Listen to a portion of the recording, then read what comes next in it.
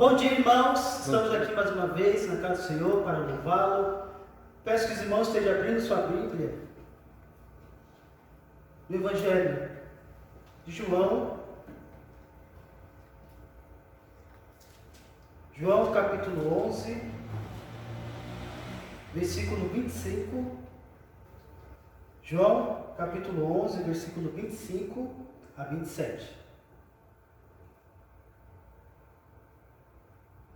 Disse-lhes Jesus: Eu sou a ressurreição e a vida. Quem crê em mim, ainda que morra, viverá. E todo que vive e crê em mim, não morrerá eternamente. Crê nisto? Sim, Senhor, respondeu ela.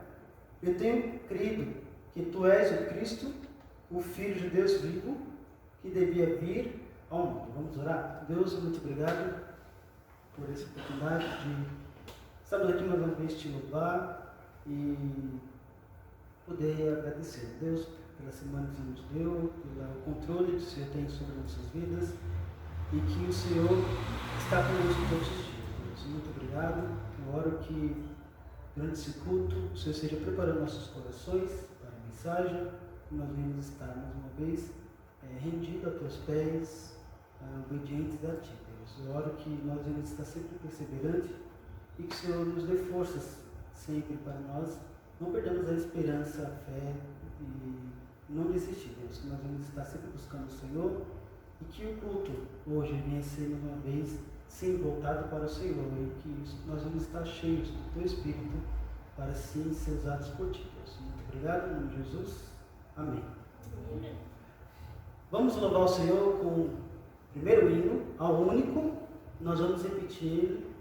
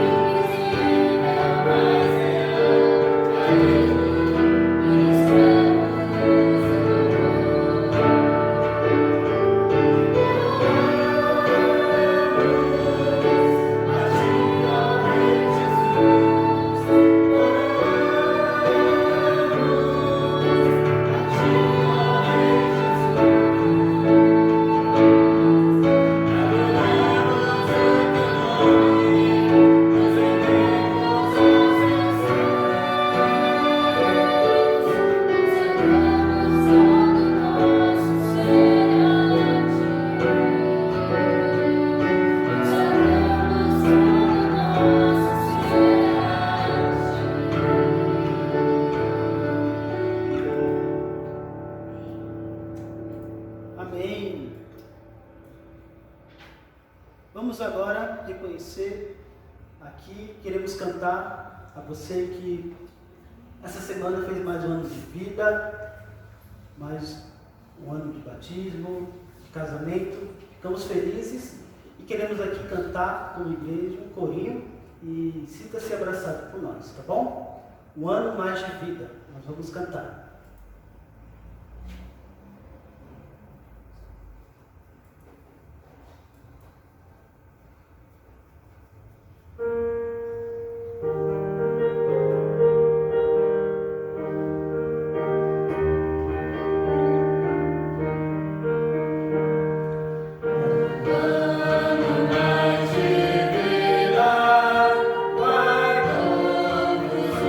Say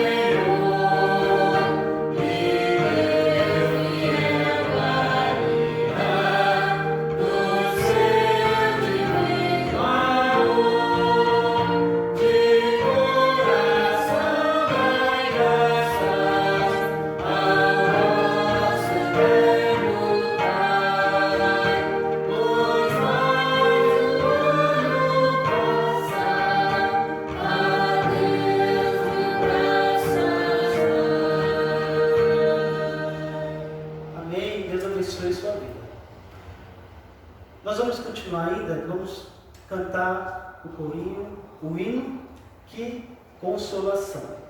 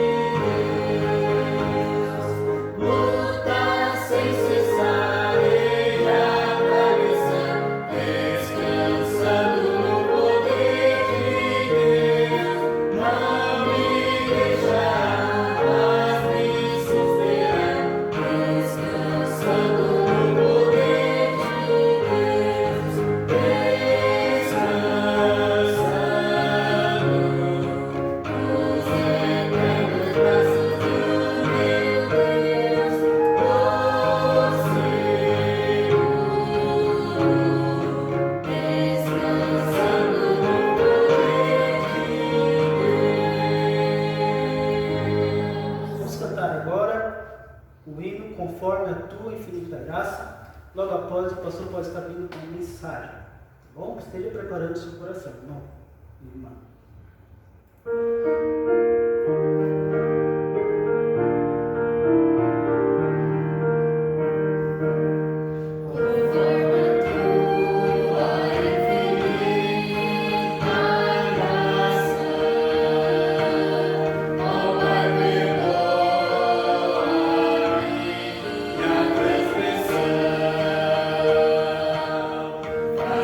Sentir o teu amor me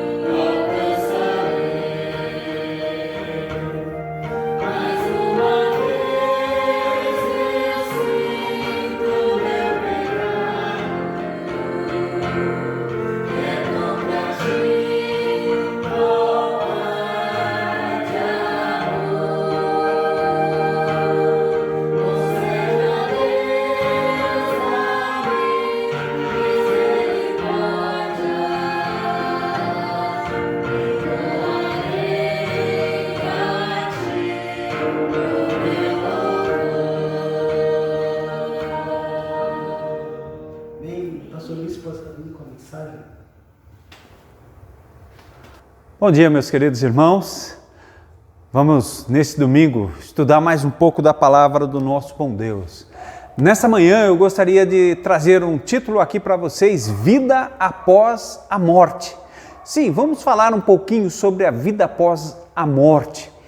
E se você que está aí nos ouvindo ainda não entregou sua vida a Cristo Jesus, ou talvez você não tenha uma compreensão real ou certeza sobre vida após morte, é o que nós vamos falar nesta manhã.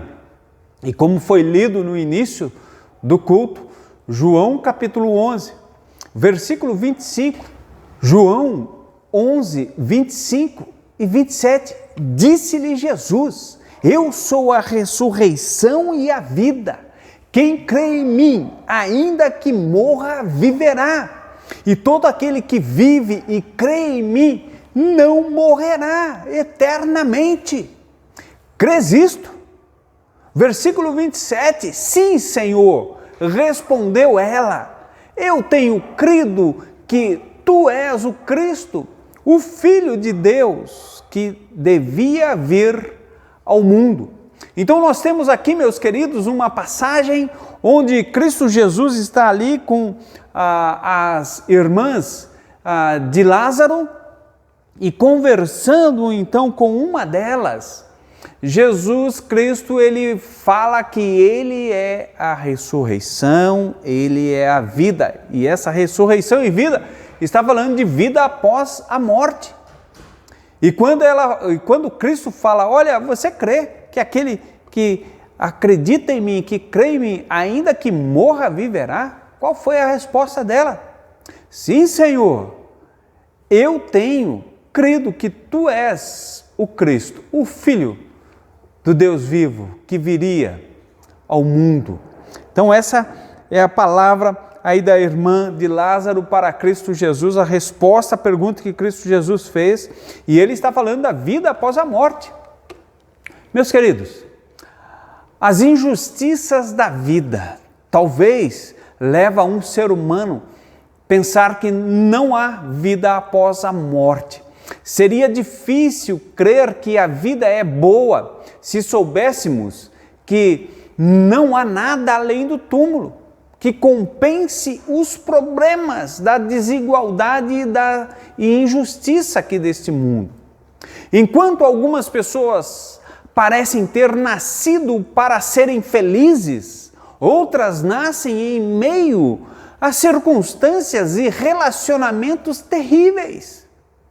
Se pudéssemos ter certeza de que não existe nada que possa compensar a desigualdade na distribuição do sofrimento, muitos teriam razão para amaldiçoar o dia do seu nascimento pela maneira como a vida os tem tratado.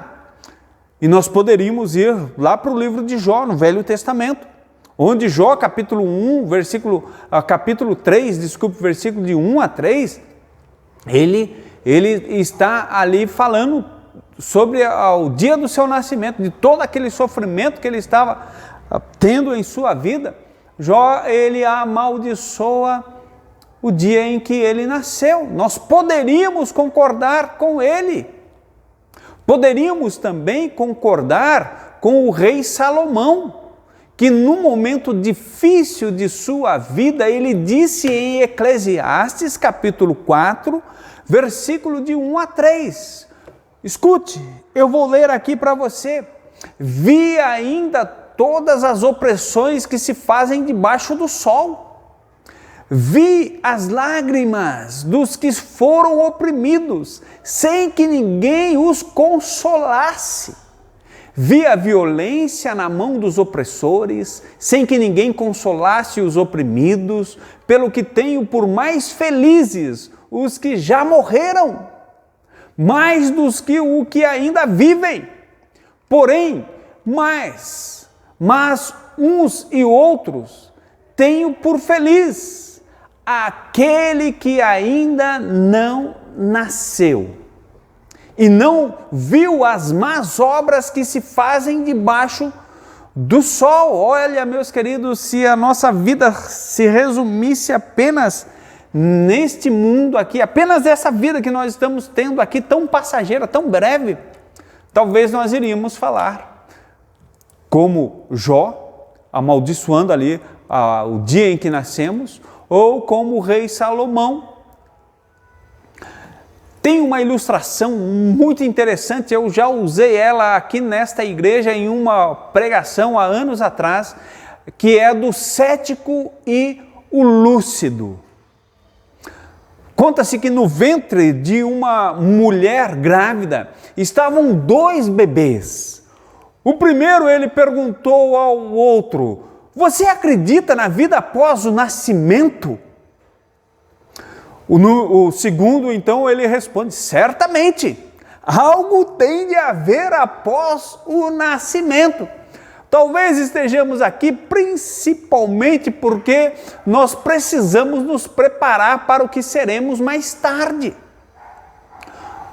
O primeiro, ele responde, em contrapartida, aquilo que o seu irmão gêmeo estava dizendo: "Bobagem! Não há vida após o nascimento. Como verdadeiramente seria essa vida?" Então o segundo responde: "Eu não sei exatamente, mas certamente haverá mais luz do que aqui.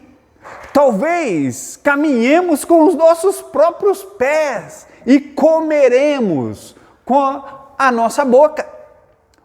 O primeiro que começou então ele fala: "Isso é absurdo. Caminhar é impossível. E comer com a boca é totalmente ridículo. O cordão umbilical nos alimenta. Eu digo somente uma coisa: a vida após o nascimento está excluída. O cordão umbilical é muito curto." Então o segundo fala: "Na verdade, certamente há algo, talvez seja apenas um pouco diferente do que estamos habituados a ter aqui." Então o número 1 continua: "Mas ninguém nunca voltou de lá, depois do nascimento. Quem é que depois de ter nascido, voltou para o ventre materno para contar o que tem lá fora? O parto apenas encerra a vida. E afinal de contas, a vida é nada mais do que a angústia prolongada na escuridão." Então o segundo fala: "Bem, eu não sei exatamente como será depois do nascimento, mas com certeza veremos a mamãe e ela cuidará de nós." Então o primeiro ele fala: "Mamãe? Você acredita na mamãe? E onde ela supostamente está?" O 2 então ele fala: "Onde? Podemos vê-la em tudo à nossa volta. Nela e através dela nós vivemos. Sem ela, tudo isso não existiria." Então o número 1 fala: "Eu não acredito. Eu nunca vi nenhuma mamãe, por isso é claro que não existe nenhuma." O número 2 então ele continua: "Bem, mas às vezes, quando estamos em silêncio, você pode ouvi-la cantando, ou sente como ela afaga nosso mundo. Saiba, eu penso que só então a vida real nos espera, e agora apenas estamos nos preparando para ela." Meu querido ouvinte, pense nisso, pense nisso. Mamães existem? Uma mãe existe? O autor aqui é um autor desconhecido, mas é tão maravilhoso. A pessoa que escreveu este texto foi iluminada pelo nosso Criador. Eu mesmo nunca havia pensado desta maneira. Você acredita na vida após a morte? Você acredita que existe mãe? Não é interessante? Essa ilustração sendo utilizada para esclarecer uma dúvida que atormenta a maioria da humanidade? Como achar que não existe vida após o nascimento? Nós que já saímos do ventre materno, nós podemos afirmar com toda a certeza, né? Existe vida após o nascimento. Esta questão é a mesma de não acreditar na vida após a morte. Tudo depende de um ponto de referência. Usar o óbvio para explicar o duvidoso, meu querido. E é isso que eu quero fazer nesta manhã com você. E a minha pergunta é: como será a vida após a morte? Primeiro, vamos olhar para a beleza no equilíbrio. Há muitas coisas a respeito da vida que parecem que não combinam com os problemas pessoais de injustiça e privação. Em contrapartida, em tudo que é nocivo e desigual, há beleza e equilíbrio. E eu quero explicar para você. Para os momentos de horror e violência, existem os momentos de harmonia e paz. Isso não é a realidade? Na medida que os corpos, já desgastados pelos anos, sucumbem à dor e à fraqueza, as crianças, por outro lado, e os pequenos animais brincam alegres, sem preocupações. Mesmo em toda a sua glória, a arte humana iguala-se aos pássaros em voos alegres e cantarolar matutino. Hoje pela manhã, quando eu acordei, eu pude ouvir pássaros cantarolando, alegres, animados. Cada pôr do sol e cada aurora trazem uma resposta para a necessidade de descanso e renovação. Isso nada mais, nada menos é típico da natureza. Com a percepção de que isso também passará, surgem as noites escuras e o gelado inverno. Começamos o inverno agora.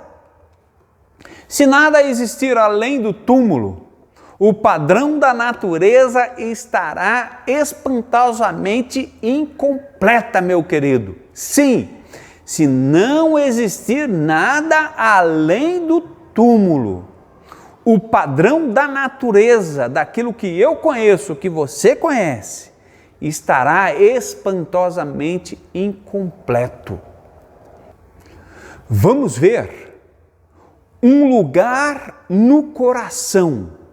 Sim, outra evidência que nós temos é um lugar no coração. O coração humano está sedento por mais do que a vida pode oferecer. Cada um de nós experimenta o que o rei Salomão chamou de eternidade no coração do homem. Sim, Eclesiastes capítulo 3, no versículo 11, você pode achar ali e você vai ler o seguinte: tudo fez Deus formoso no seu devido tempo, também pôs a eternidade no coração do homem. Sim, meus queridos, esse vazio que você sente aí no teu coração é essa eternidade que Deus colocou dentro do seu coração para que você busque o Criador, porque há vida depois da morte. Existe sim vida depois da morte. Embora seja difícil saber o que Salomão queria dizer, é evidente que ele se referia a um inevitável anseio que o mundo não pode satisfazer. Sim, era um vazio no interior da alma, do qual Salomão não podia escapar, meus queridos. Por um momento, ele tentou preencher o seu vazio interior com o trabalho, com o álcool, risadas. Ele tentou satisfazer seus anseios com filosofia, música e relacionamentos sexuais. No entanto, sua desilusão apenas cresceu. Sim, somente se recolocasse a sua confiança no julgamento final e na vida após a morte, ele, o rei Salomão, poderia encontrar algo grande o suficiente para satisfazer a sua necessidade por significado. Sim, Eclesiastes capítulo 12, versículo 7, ele fala sobre isso. E eu gostaria de ler aqui para você onde diz o seguinte: e o pó volte à terra, como era, e o espírito volte a Deus que o deu. Olha aí, Salomão, ele reconheceu essa verdade, ele precisou retornar para Deus, entender os propósitos de Deus e falar: opa, calma aí, o meu corpo, quando eu morrer, vai voltar para o pó, mas o meu espírito, ele vai voltar para Deus que o deu. Ainda eu gostaria de falar sobre vida após a morte, sobre as crenças universais que existem sobre isso. Não vamos entrar em muitos detalhes, mas enquanto alguns acreditam que é impossível existir vida após a morte, a crença na imortalidade, meu querido, é um fenômeno eterno.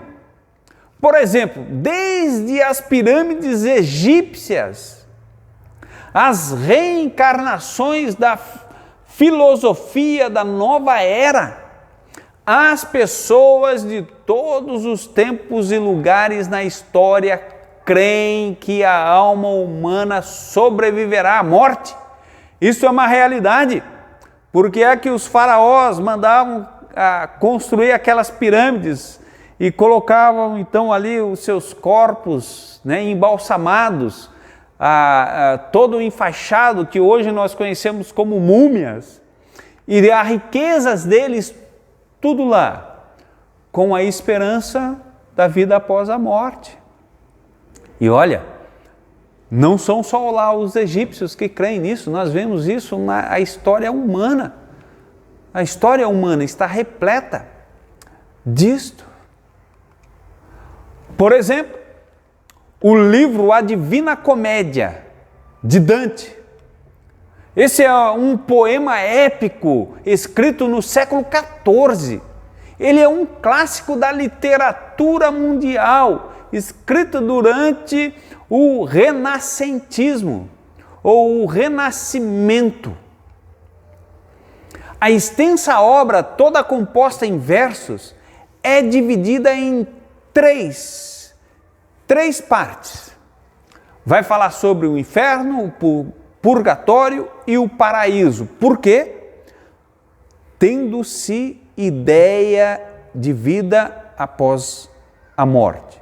A Divina Comédia, ela foi escrita em Florentino e pretendeu fazer uma síntese, enciclopédia do conhecimento científico e filosófico da Idade Média. Estamos falando aqui da Idade Média.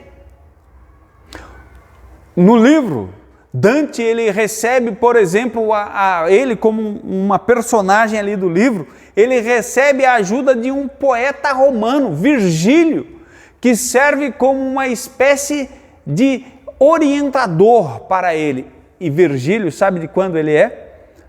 Ele é de 70 a 19 antes de Cristo Jesus. Olha só, muito antes de Dante. E Dante, então, lendo os escritos desse poeta, desse autor, dos tempos ali de Júlio César, esse que foi um dos grandes poetas daquela época, da antiguidade, Dante cita, coloca ele ali como um orientador para a vida após a morte. E esse grande escritor lá da antiguidade também, ele deixou uma grande obra, Eneida, né? E Dante, então, tinha conhecimento sobre isso. Então veja que a história da humanidade vem demonstrando para nós em livros seculares, falando sobre a vida após a morte.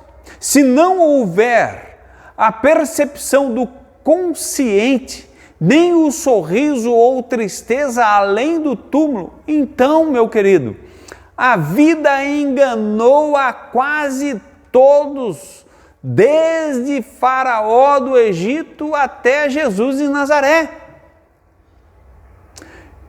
E por isso nós acreditamos na vida após a morte. A humanidade está ali dentro do seu coração. Deus colocou a eternidade e isso faz com que o homem pense na vida após a morte. Um outro ponto aqui, um Deus eterno. A Bíblia cita Deus como a fonte da imortalidade e descreve a sua eterna natureza.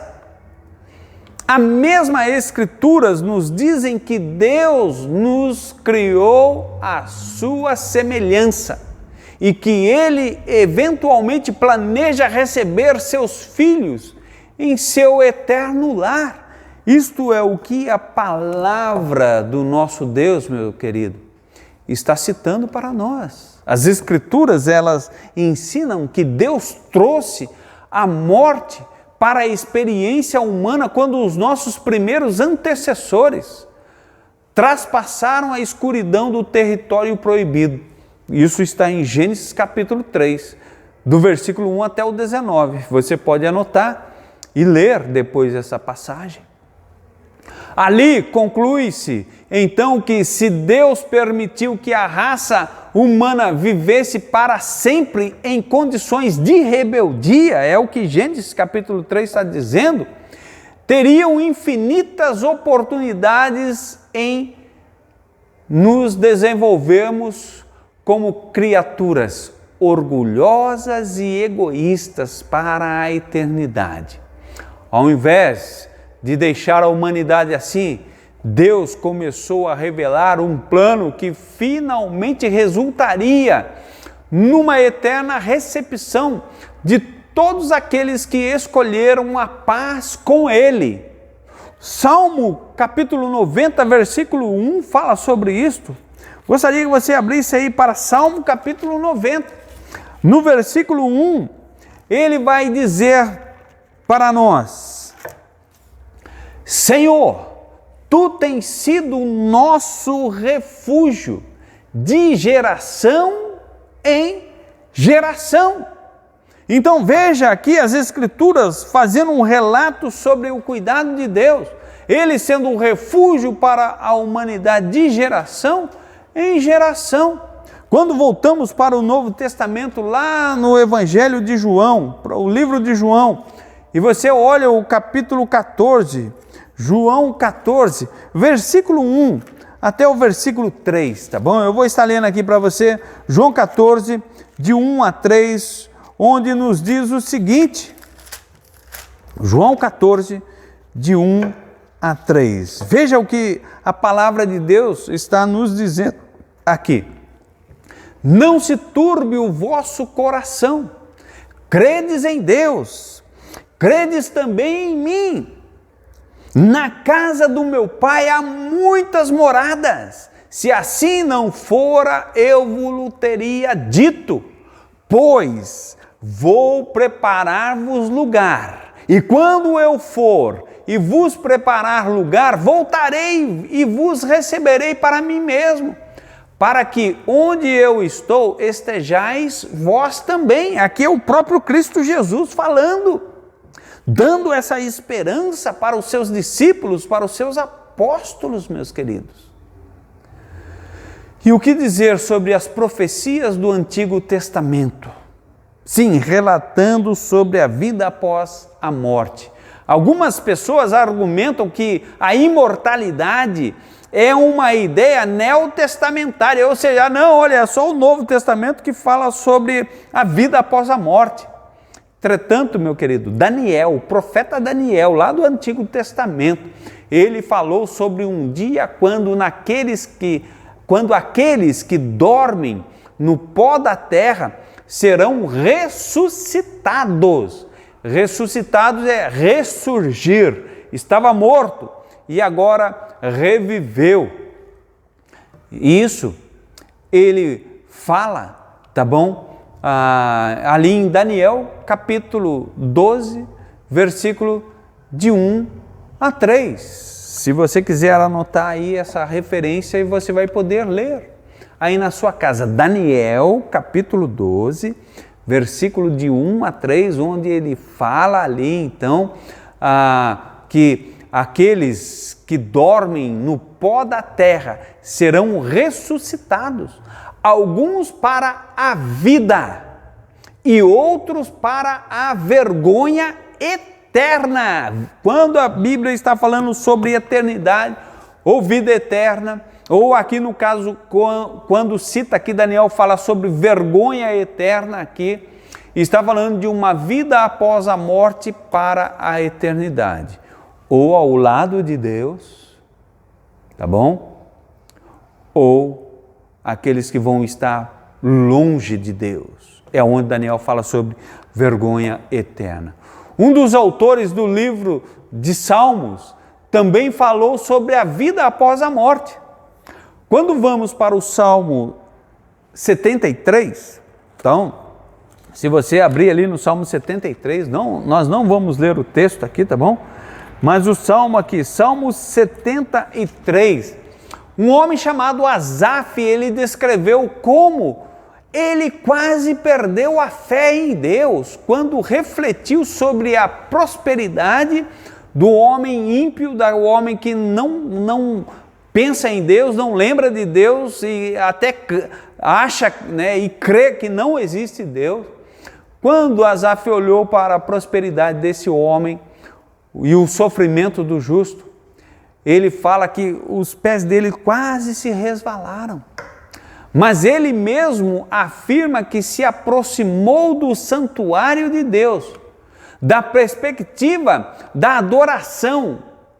Subitamente viu os homens maus posicionados no terreno escorregadio da sua mortalidade. Sim, os homens maus, ele compreendeu ali, eles vão morrer, mas eles vão sofrer.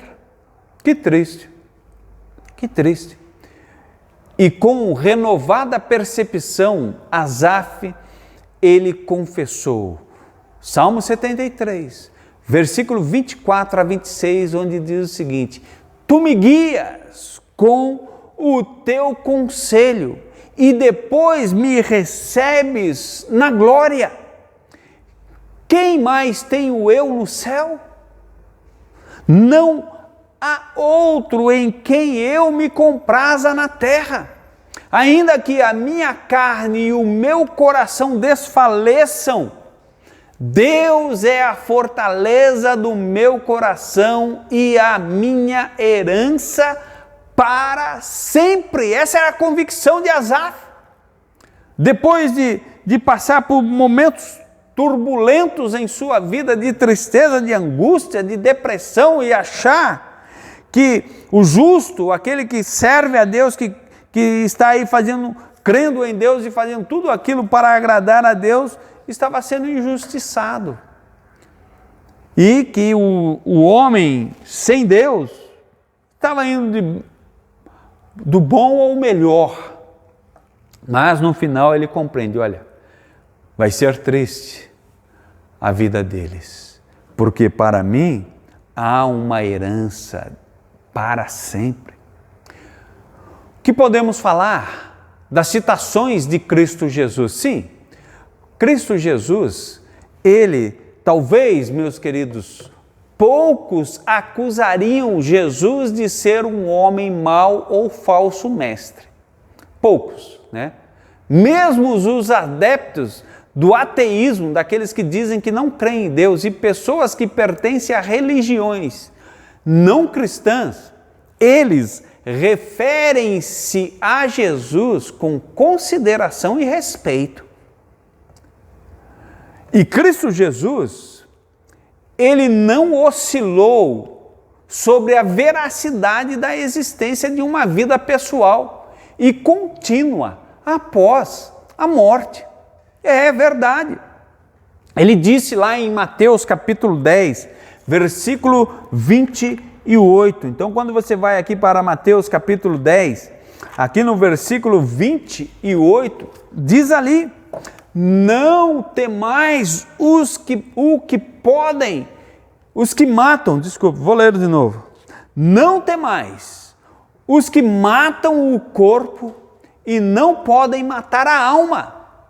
Temei antes aquele que pode fazer perecer no inferno tanto a alma como o corpo. Oh, meus queridos, você acha que morreu, esse corpo vai voltar para o pó e acabou? Não, não acabou não. Não acabou.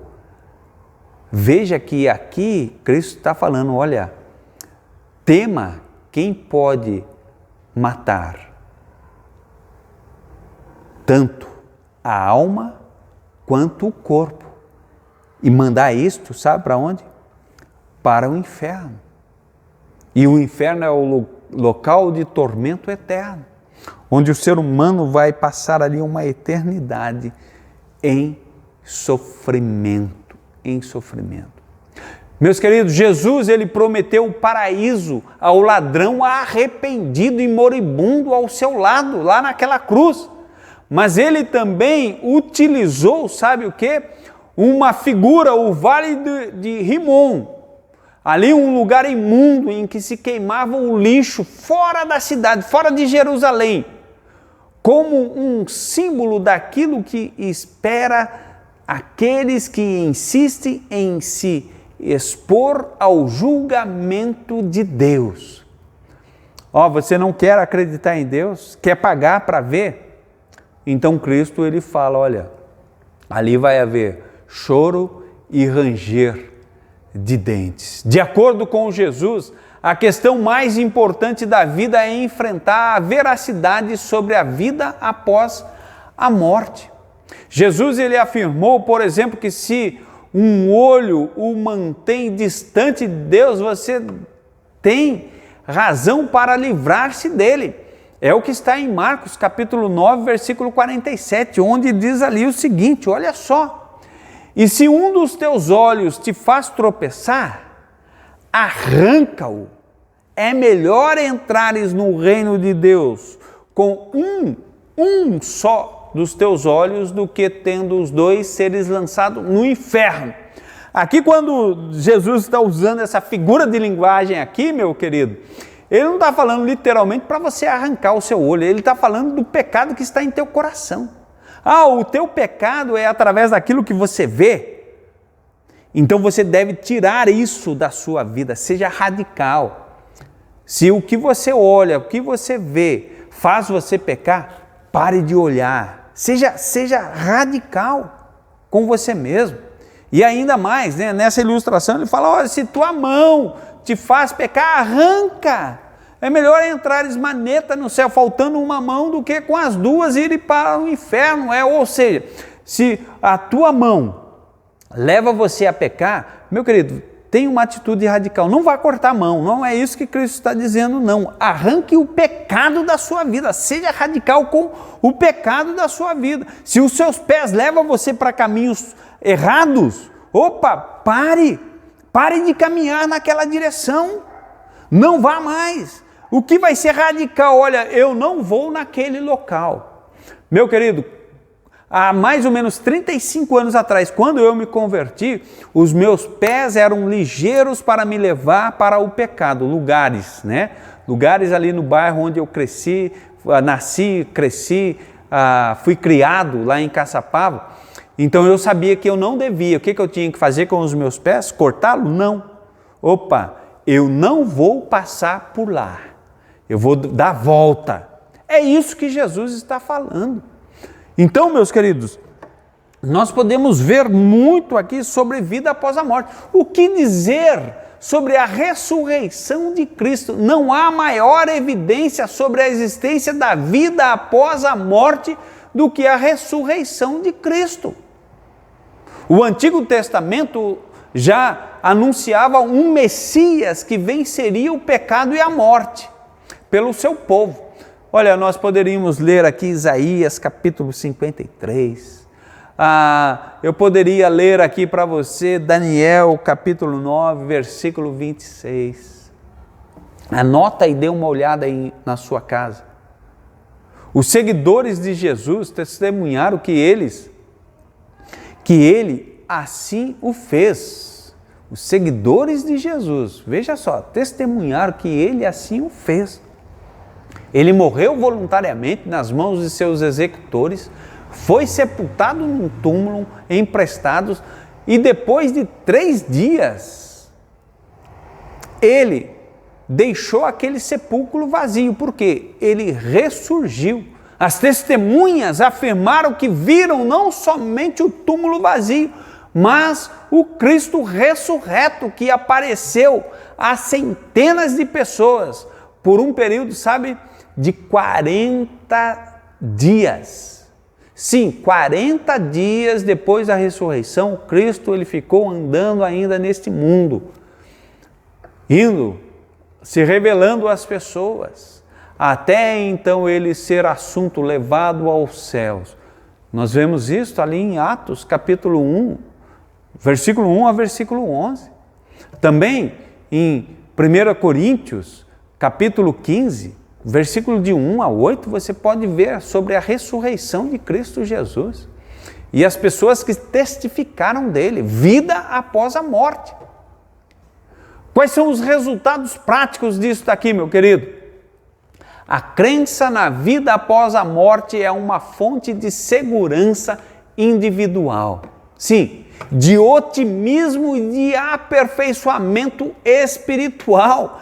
É o que 1 João capítulo 3, aqui 1 João capítulo 3, versículo 2, nos diz o seguinte, amados, agora somos filhos de Deus e ainda não se manifestou o que havemos de ser. Sabemos que quando ele se manifestar, ele aqui é Cristo Jesus, tá bom? Seremos semelhantes a ele, porque haveremos de vê-lo como ele é, como Cristo é agora ressurreto, que ressurgiu, ressuscitou dos mortos, nós seremos como ele.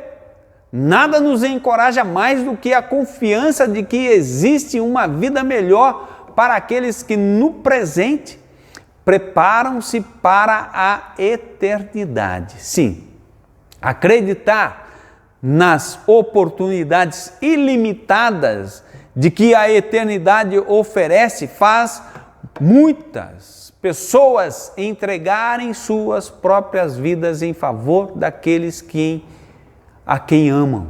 Sim, olha, eu sei que tem uma vida melhor, então eu estou disposto a morrer pelo meu filho, estou disposto a morrer pela minha esposa, estou disposto a morrer pelo meu marido, por aquela quem nós amamos. E Cristo Jesus morreu em nosso lugar. Cristo Jesus, ele nos ama de tal forma que ele deu a sua própria vida no meu lugar, no teu lugar. O fato de Jesus ser o provedor da vida após a morte o capacitou a dizer em Mateus, capítulo 16, versículo 26. Vá ali para o Evangelho de Mateus, Mateus capítulo 16, aqui no versículo 26 diz o seguinte, olha só. Pois que aproveitará o homem se ganhar o mundo inteiro e perder a sua alma? Meu querido, me responda aí. Que proveito há para o ser humano se ele ganhar o mundo inteiro, ganhou o mundo inteiro, mas perdeu a sua própria alma? A vida após a morte não lhe está segura nas mãos de Deus. Ou seja, ele vai passar uma eternidade longe de Deus. O que aproveita isso? Ou o que dará o homem em troca da sua alma? É o que o versículo 26 termina ali. Ou o que dará o homem em troca da sua alma? Esta mensagem, essa mesma mensagem, ela impeliu o mártir cristão Jim Elliot, assassinado pelos índios Quichua em 1956, não está tão distante de nós, a dizer o seguinte: olha o que esse mártir porque ele morreu por causa de Cristo Jesus, foi lá pregar para a tribo indígena, mas ele morreu, mas ele deixou registrado o seguinte, não é ignorante aquele que dá o que não pode guardar para ganhar o que não pode perder. Ou seja, não é ignorante aquele que dá aquilo que ele não pode reter. Olha, a sua alma você não pode reter. Entrega ela a Cristo Jesus, entrega ela a Deus, porque desta forma você vai ganhar o que você não pode perder, que é a vida eterna. Você não está só se você não estiver honestamente convicto sobre a existência da vida após a morte, meu querido. Você crê na vida após a morte? Você está junto com multidão. Você quer crer nessa vida após a morte? Saiba que você vai estar se unindo a um grupo grande que acredita também na vida após a morte. Lembre-se que Jesus prometeu ajuda divina para aqueles que desejam conhecer a verdade e render-se a Ele. E Ele disse: quem quiser fazer a vontade de Deus, saberá se o meu ensino vem de Deus ou se falo em meu próprio nome.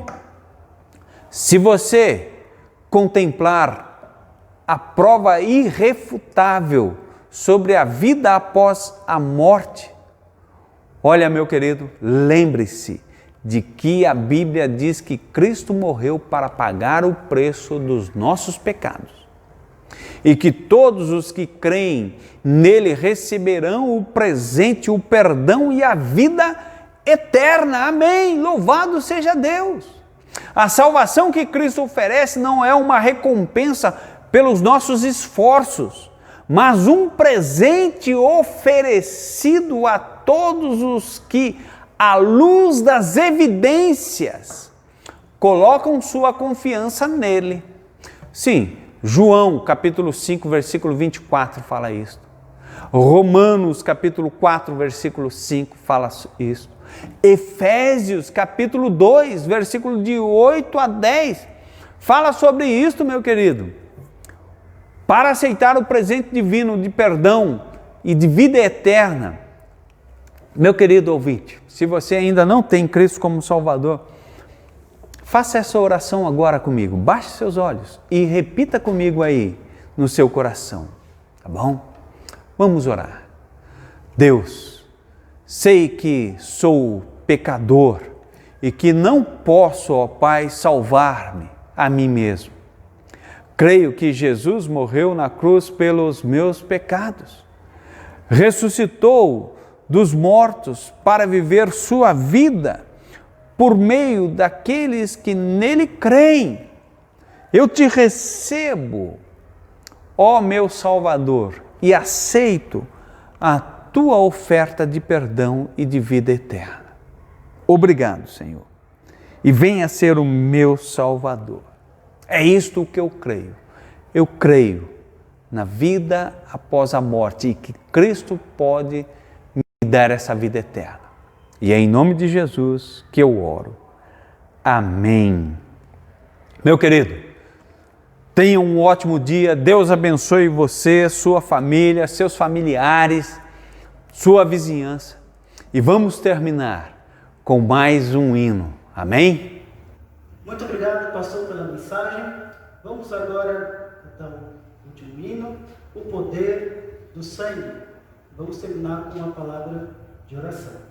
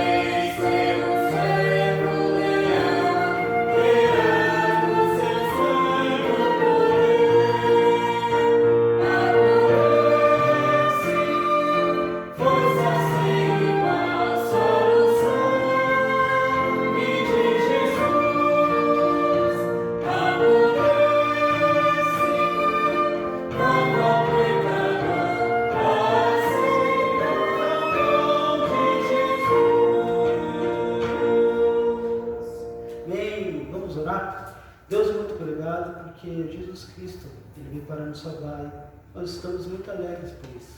Muito obrigado por essa oportunidade de estar mais uma vez aqui nesse culto e sabendo que Jesus, o que Ele fez, Ele pode nos salvar.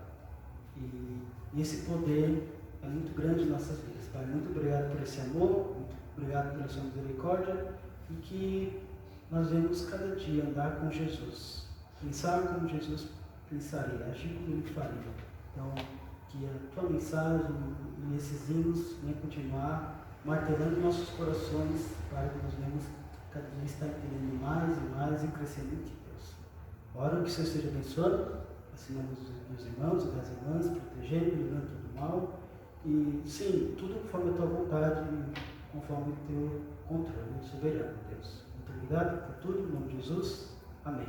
Amém.